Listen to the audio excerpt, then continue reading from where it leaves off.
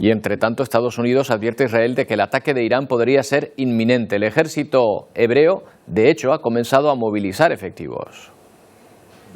Netanyahu entra en escena con un decorado preparado para la ocasión ante un atrezo estudiado y con mensaje incluido. Un cazabombarderos, el primer ministro israelí asegura que se están preparando para otros escenarios y desafíos.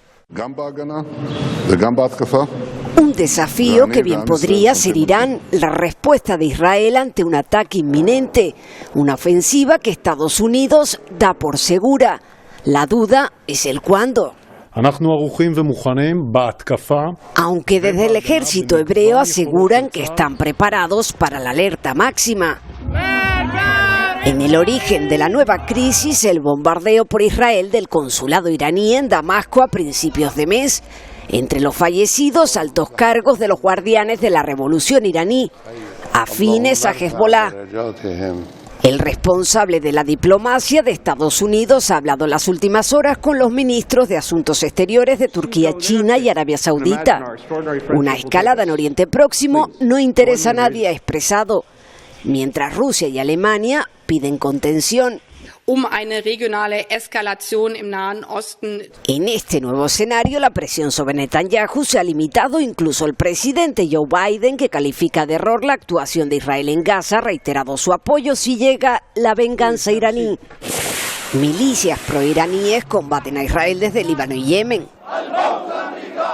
Y ante la amenaza de un ataque directo, el malestar de la sociedad israelí por la gestión de Netanyahu parece quedar también en un segundo plano.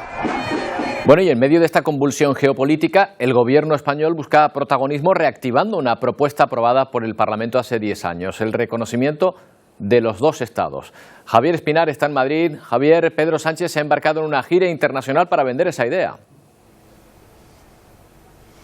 Exactamente, Roberto, porque Pedro Sánchez está en esa gira internacional intentando movilizar todos los apoyos posibles. Ahora mismo, de hecho, se encuentra en Noruega, hoy mismo va a viajar hasta Irlanda, después va a ir a Eslovenia y hará lo propio con Bélgica para intentar conseguir todos los apoyos posibles. Pero como decías, esto no es algo de la política de este 2024, sino que tenemos que irnos al 2014, porque ya se aprobó esta proposición no de ley en el Congreso que se instaba al gobierno a reconocer a Palestina. De hecho, lo hizo con el apoyo de todo el arco parlamentario, pero sin embargo no entró en vigor y no se llevó a la práctica.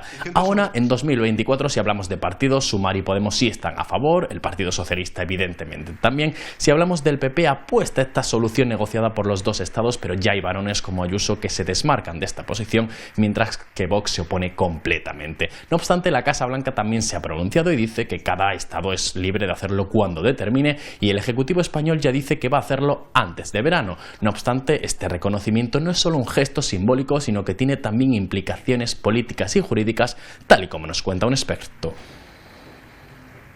Políticas, reconocer a un Estado significa que establece relaciones con ese Estado en la práctica, que aceptas que ese Estado tenga delegación diplomática en tu país y que tú puedas tener delegación diplomática en ese país. Y luego también tiene unas implicaciones jurídicas en el derecho internacional, que reconoces la soberanía de ese Estado, que reconoces ciertos derechos que ese Estado tiene sobre su territorio, sobre su población. Pero, ¿qué consecuencias, incluso a nivel diplomático, tendría ese reconocimiento justo ahora, Javier? Pues Roberto, este reconocimiento tendría muchas consecuencias históricas, políticas, jurídicas y también estratégicas, y lo tendría en las tres partes, en Palestina, en Israel y en España. En el caso de Palestina, esto le daría más voz a la comunidad internacional y también un mayor respaldo por parte de todos los países, y en consecuencia Israel le daría un duro golpe a Netanyahu y a todo el gobierno. Pero si hablamos de España, tendría sobre todo consecuencias geopolíticas y también estratégicas, sobre todo en dos ámbitos. Por un lado, con los países árabes, porque se mejoraría la influencia, se mejoraría la importancia con estos países por ese reconocimiento a Palestina, pero también en Europa, porque Sánchez está intentando liderar esta causa y tener mayor influencia con la Unión Europea y con Europa. Pero Roberto, como decimos, esto tendría consecuencias para las tres partes.